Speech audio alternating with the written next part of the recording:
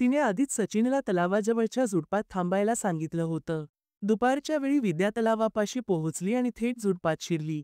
तिथे दोघांची भेट झाली आणि त्यांच्यात जवळीक सुरू झाली.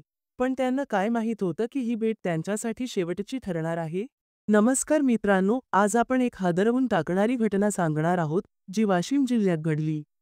ही कथा आहे एका विवाहित महिलेच्या आणि तिच्या प्रियकराच्या अनैतिक संबंधाची, ज्याचा शेवट खूपच भयंकर झाला.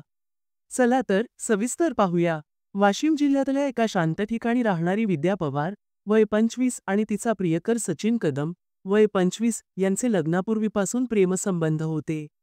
विद्या विवाहित होती, पण तिच्या मनात सचिनबद्दल अजूनही आकर्षण होतं.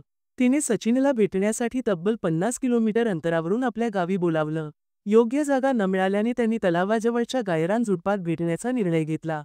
विद्याने घरातून निघताना सांगितलं, "मी शेजारच्या महिलांसोबत तलावावर कपडे धुण्यासाठी जाते." पण ती कपडे धुण्यासाठी नव्हे, तर सचिनसोबत संबंध ठेवण्यासाठी गेली. तिने आधीच सचिनला तलावाजवळच्या झुडपात थांबायला सांगितलं होतं. दुपारच्या वेळी विद्या तलावापाशी पोहोचली आणि थेट झुडपात शिरली. तिथे दोघांची भेट झाली आणि त्यांच्यात जवळीक सुरू झाली. पण त्यांना काय माहीत होतं की ही भेट त्यांच्यासाठी शेवटची ठरणार आहे? त्या गावातील काही महिला खरोखरच कपडे धुण्यासाठी तलावावर आल्या. त्यांची नजर झुडपातल्या या जोडप्यावर पडली. त्यांना प्रश्न पडला, एवढ्या अडचणीच्या जागी एक साडी नेसलेली महिला आणि तरुण काय करताहेत? तलावापाशी लहान मुलं खेळत असतात आणि दिवसभर महिलांचा वावर असतो. त्यामुळे या जोडप्याचं वागणं महिलांना खटकलं. महिलांनी गावातल्या काही लोकांना याबद्दल सांगितलं.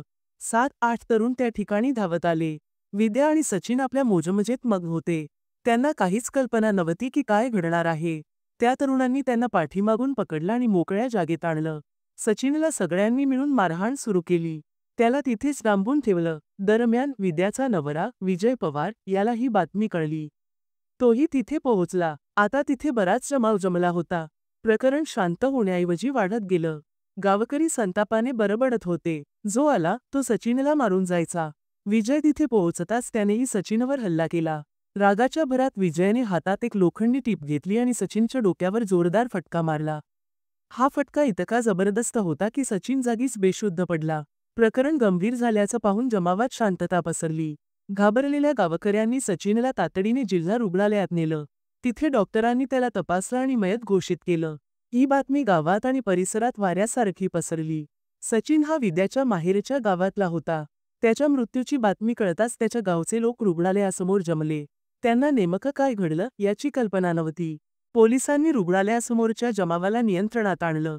ज्या लोकांनी सचिनला रुग्णालयात आणलं त्यांच्याकडे चौकशी केली. त्यांनी घडलेली संपूर्ण घटना सविस्तर सांगितली. पोलिसांनी विद्याचा नवरा विजय पवार याला ताब्यात घेतलं. अशा प्रकारे एका अनैतिक प्रेमसंबंधाला भयंकर वळण लागलं. विद्याच्या शरीरसुखाच्या हव्यासापोटी सचिनचा जीव गेला. यात तिळमात्र शंका नाही की विद्याने सचिनला भेटण्यासाठी तगादा लावला होता.